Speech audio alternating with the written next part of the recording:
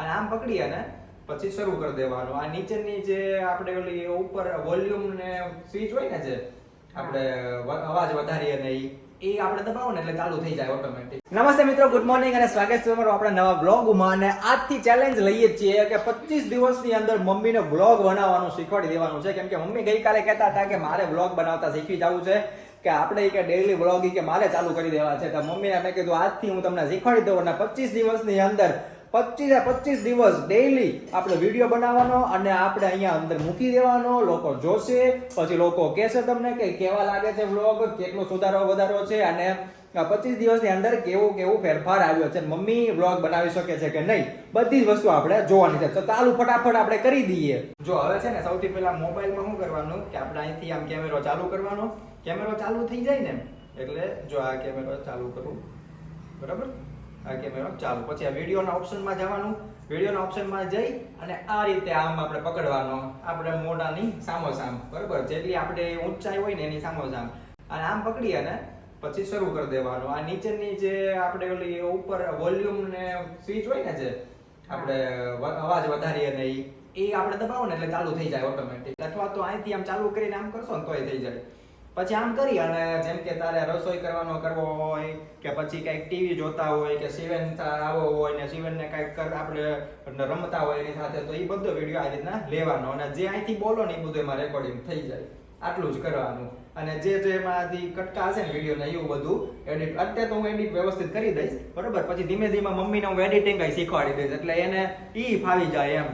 બધું જ આવડવું જોઈએ એમ. પછી ભલે હું એડિટ કરીશ પણ આવડવું બધું જોઈએ, બરોબર. હવે દાળ ભાત શાક મેં કરી લીધા છે અને હવે હું રોટલી બનાવું છું. પછી હું તમને કહીશ કે હું આખો દિવસ કામ કરું છું એ બધું હું પછી કહીશ. અત્યારે રોટલી બનાવી લઉં. બે હાથે રોટલી બનાવું છું એટલે મેં છે ને મોબાઈલ ભાવિનને પકડવા આપ્યો છે, કારણ કે નવું છે, હજી શીખું છું તો મોબાઈલ પડી ગયો હોય તો બીક લાગે એટલે ભાવિન ઉતારે છે અને હું આ રોટલી બનાવું છું. આમ તો નોર્મલી એમ હોય કે એક કૂતરાની અને એક ગાયની રોટલી, પણ અમારે છે ને અહીંયા ઘણા બધા કૂતરા ગલુડિયા છે એટલે અમે 5-6 રોટલી એના માટે કાઢીએ છીએ કાયમ માટે. અને છે ને વિડીયોને જો ગમે, મને આવડતું નથી, હજી શરૂઆત છે એટલે તમને એવું લાગશે થોડુંક કે નથી આવડતું. વિડીયોને ગમે તો લાઈક અને શેર કરજો, સબસ્ક્રાઇબ કરજો. જો શિવેન આવી ગયો છે અને મનીષા આવે છે, ગાડી મૂકવા ગઈ છે. હવે નવડાઈ આવું એને. જો આવીને હમણાં તોફાન કરવા માંડો, પછી અમે જમવા બેસીએ છીએ, પછી તમને આગળ બતાવું. શિવેનને નવરાવી દીધો અને મનીષાએ કરી એની હાટું રોટલી ગરમ. મનીષા એની હાટું રોજ ગરમ રોટલી કરે એટલે એને રોટલી બનાવી અને મેં એને નવરાવ્યો. હવે એને જો જમવા બેહાડી દીધો છે, મેં એની જાતે જમે છે. જો શિવેન જમે છે. પછી અહીંયા ભાવિન હવે જમવાની તૈયારી કરે છે ને મનીષાએ તે બધું તૈયાર કરી નાખ્યું છે. અને જમીને અમારે શિવેનને રોજનો નિયમ છે કે જમીને અમારે કેરમ રમવાનું, એટલે અમે ચારેય કેરમ રમીએ છીએ. અને શિવેનની મમ્મી આવી ગઈ છે પણ એ જમે છે. શિવેન બહુ કેરમ રમવામાં ચેમ્પિયન છે એટલે મામાની હારે જ રહે, કે મામાને હું બે જ જોડી, મારી હારે ન રહે. હવે સાંજ પડી ગઈ છે અને અમે અહીંયા બાળકોને ભાવનગરમાં એક રવેચી ધામ આવેલું છે, ત્યાં સરસ મજાનું તળાવ છે અને અમે છે ને બાળકોને અહીંયા રોજ ભણાવવા આવીએ છીએ.